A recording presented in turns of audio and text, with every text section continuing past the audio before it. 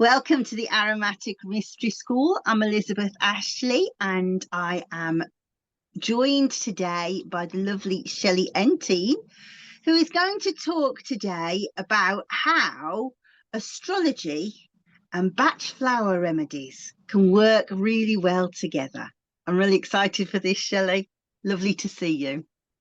Thank you. I'm thrilled to be here. And in So, preparation, sorry.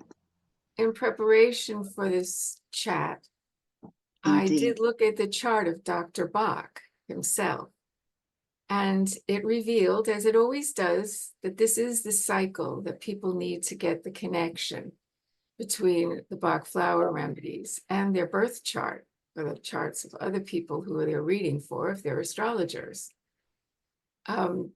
Dr. Bach was born in this incredible era where new thought was coming in, and that was shown by his Pluto, which is a transformer, and it was in Gemini, which is the mind. So he was going to present a completely different idea about healing. He was going to change a thought about how the mind affects the body. And that's how his flowers work. They don't work like a medicine. They work on a vibration, which is the mind, is a vibration. So I was noticing that, and the fact that Pluto right now, when we're going to be doing this course, is in the sign of Aquarius, the other air sign, where we're transforming and getting our intuitive energies. Also, Uranus, the planet that rules Aquarius, is in Gemini of the mind. So this is it. This is almost like the preordained moment that this information needs to be delivered. I agree. Now, as you know, a lot of my listeners are aromatherapists. So I guess it'd be interesting to talk about how are Bach Flower Remedies different to essential oils? Well, the difference lies in the fact that it is something that you will take usually as drops in the mouth instead of inhaling as aromas or placing them on the skin, right? I mean, it's not like you can't place them on the skin, but they're not, the aromatic delivery into the nose. They're literally a vibrational touch to the body. So that's a difference. But the reason that I got into them as an astrologer was, and you're an aromatherapist, you're going to see issues you can address with aromatherapy for the subtle power of the flowers, right? But the connection to the actual mind is also very powerful.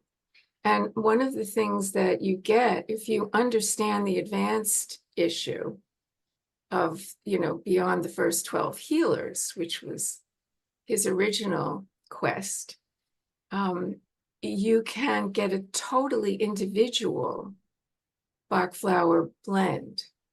And once you have that blend, you can even do something that I've been known to do, which is an aromatic synergy that I can give my client that is allowing them to have their blend of aroma.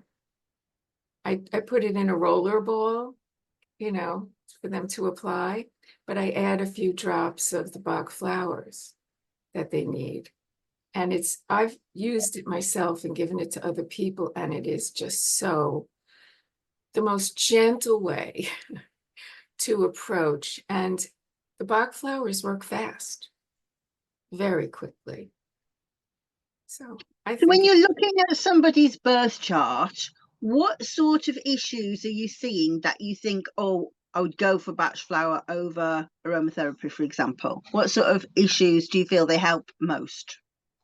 Well, I think when you look at a birth chart, you have access into the person's whole stellium of issues, and that's the advanced part. I mean, you can do the sun sign, and, the first flower that Bach actually, he did the 12 healers, so we knew he was connected into. And we know from other writings that he did grow up in a home where there were people in Wales who were still, in unusual pursuits, right? So anyway, he went for the biggest thing of all, which is fear.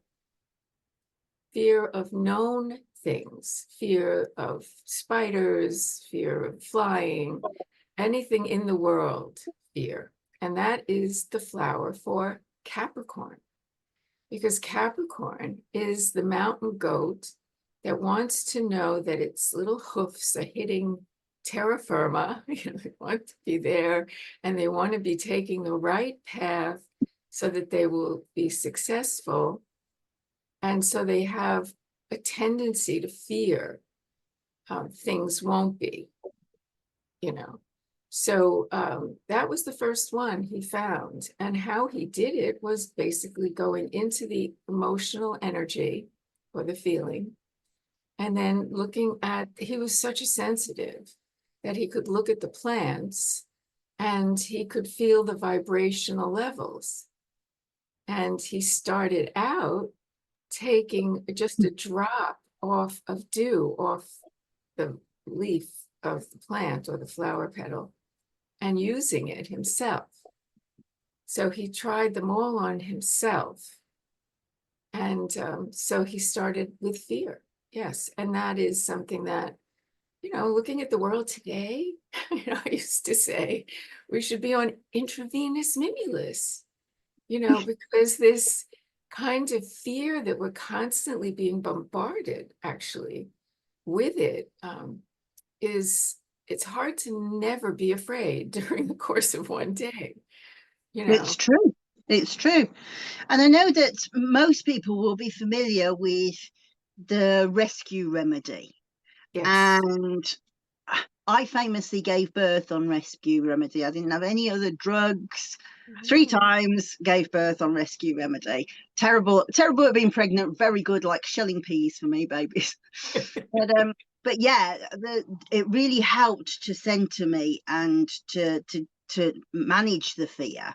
But presumably, the rescue remedy is a blend of other plants. Is that right? Yes, it's a blend, and it doesn't have Mimulus in it. Right. Sometimes I tell people to take rescue with Mimulus because there's a certain type of fear. There are different types of fear.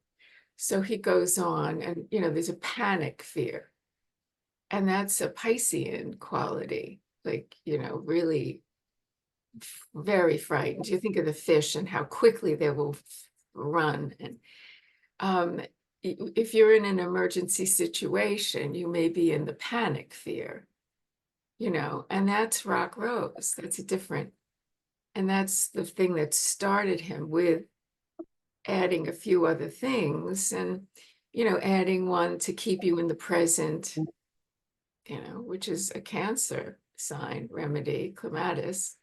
They used to call it the absent-minded professor. You're like your head's in the clouds kind of thing. So, and then adding a few things. There is one that is called Star of Bethlehem, and that is for shock and trauma. That's like your neroli in the Bach flowers,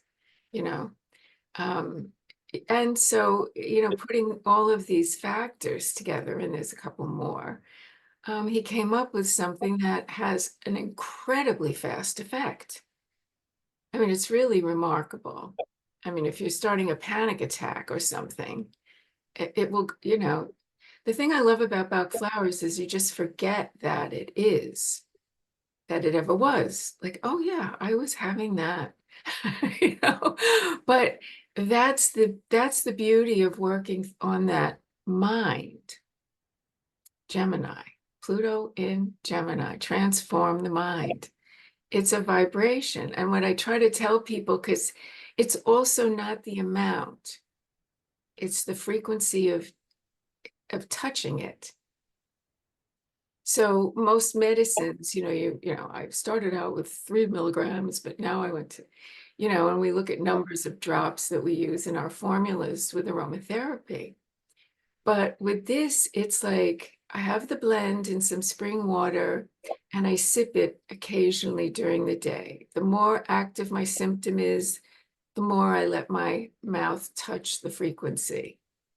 Because it's sort of like your mind, when it's on something like fear, is vibrating like this, let's say. And then you touch it with the Bach flower and it shifts it down to level. And so the more you shift it down, the more it tends to stay down at level harmony. Seems like a theme this week. All my work this week has been working with the root chakra, which is all about safety, fear, feeling insecure. And as you say, it does seem to be how we all feel right now. So it does feel very timely. This does. Where do you go when you have to be afraid when it rains? Right. You need the rain. You have to be afraid if it doesn't rain. I mean, it's just, we just need help. And that's how I originally got into it, because I was doing readings first. It was astrology was my entry point into strange stuff. And that was in this, like the mid 70s, early 70s. And I would listen to people's issues and I validated them. I gave them time frames. I looked at a point in the future when it's going to be okay, but I felt like I needed something else like, how can I help them? I'm not a licensed medical professional. And because the Bach flowers do not work on the physical body, you can give them to babies, you can give them to pregnant women, and you can use them on plants and animals. You are not affecting physiology. So you don't have to be licensed to do that. No, that's right. And I'm reading a fantastic book at the moment called Infinite Mind. Have you ever come across it, by a lady called Valerie Virginia Hunt? And No. she was the first scientist to actually measure the energetic fields, to be able to measure the aura, to put an actual frequency measurement to it, and also to the chakras, and to be able to monitor on equipment as psychics saw the colors change of the chakras. And she talks a lot about how the trauma and fear, yes, they definitely lodge in the tissue, specifically in cartilage and connective tissue, which is why body work's so important, but also that it sits within the energetic body.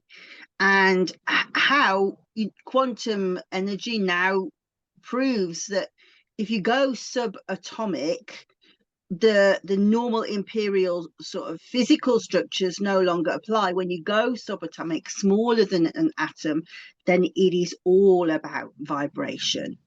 And to me, it makes complete sense that something as dilute, with such tiny molecules, such tiny dilution, would work on the vibrations of the body. And for trauma and all of those things that get stuck in the aura, stuck in the between state of the tissues, and to shift it, to be able to dissipate it out of the aura, it makes total sense to me. Yes, and I love that description. I mean, Taking a really, long time to get that right. yeah, that's wonderful. That's like that's the Pluto in Aquarius Right. explanation. And the vibration of the mind in individuals, again, if you're looking at the astrology chart, and I do teach astrology if people, who are interested in this want to get mentorship classes in it. When you look, you see the patterns. We have these patterns of, our mind goes and does this and thinks that after that. And then after that, if it's not resolved, it'll go to something else. That is the second level, is seeing those patterns. And, looking at the chart, looking for yourself, saying, okay, what stage of this am I at? How can I stop myself from going to that last stage of it? Because it's, catching things more quickly. knowing what your patterns are is what we're looking at when we apply it to astrology. Yeah, that makes sense. I can't move off being called a scatterbrained professor, being as a Cancerian. But as you say, Cancerians have their own leanings towards certain dispensations of disease. We have problems with our tummy, problems with breasts, etc. And as you say, you can see the pattern just rolling towards a very obvious conclusion sometimes with astrology, can't you? Yes, absolutely. And that's, part of the counseling, is to see those things and understand that with astrology, the activation, because we're not just looking at the birth chart, we look at the progression of the birth chart and then the transiting planets and how they affect you. When Pluto was in Capricorn, I was getting so many calls from people to do readings for Cancerians and Capricorns because they were getting hit by a transit really hard. And now it's going to start being, the fixed signs, which Aquarius is where Pluto is now, and Leo and Taurus and Scorpio. They're going to be the ones that are really feeling that there's a change and I can't stop it. I'm not in control of this. So, yeah, so it's really good to have the understanding. I mean, first for your own chart, getting, if you can't see it, getting, someone to counsel you on that and having that individual, it's always going to be these for you, flowers. Then you have it all, you go right to it, and I think that's Yeah, a tremendous I gift. think astrologically you definitely do go into emotional patterns, don't you? And even if you don't believe in astrology, you can sometimes look and go, well, yeah, I know how that's going to be able to play out. So you can see it from many different avenues. I'm really excited about this class, and what I really like the most about the idea of it is that it's going to be a live class where we Yes. work together and we can discuss our findings and really sort of think about different tangents, because I think quite often the myth of the astrology is fascinating to be able to see the stories unfold just like the flower opens. So I think it's going to be lovely to be with like-minded people, astrologers, but also healers together, to see what this blossoms into, really. I'm very excited about it also. I have taught it before, and it is a very powerful class, and I'm glad we're also breaking it up into segments.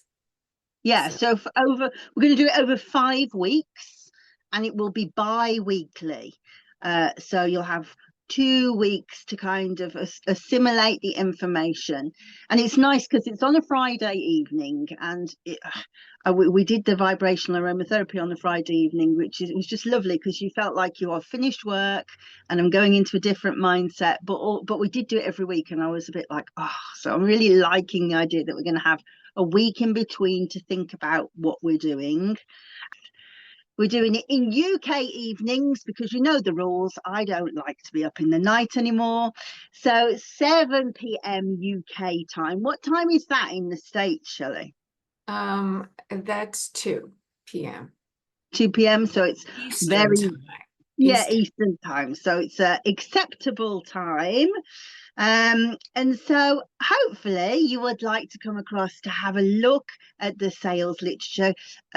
Shelley's written a really great breakdown of all the different things that we're going to cover. It's a beautiful story that emerges through it. Is there anything else that you would like to say about it, Shelley? No, I can't wait to start. No, I can't either. I keep talking, I'll keep going. No, I don't want you to give away all the secrets, because I can tell you she's really thought this out really, really in depth. So as I say, a 5 session course, so it's over 10 weeks in total, 5 sessions. I'm not going to give away the price. You can have a look, but I can tell you that if you do click over, there is a discount for early registration, and we can also look at payment options if you struggle to do it all in one go. As ever, don't hesitate to get in touch with me if you have any questions or want to talk to me about payments. We would rather have people and bums on seats than have anybody worrying about paying us. We can usually come to some kind of arrangement. So for now, though, I'm going to shut her up because I don't want to give any more of the stories away, but it's so great to see you, Shellie, and I'm really excited to see everybody. So say bye-bye and see you in October. See you then. Bye-bye.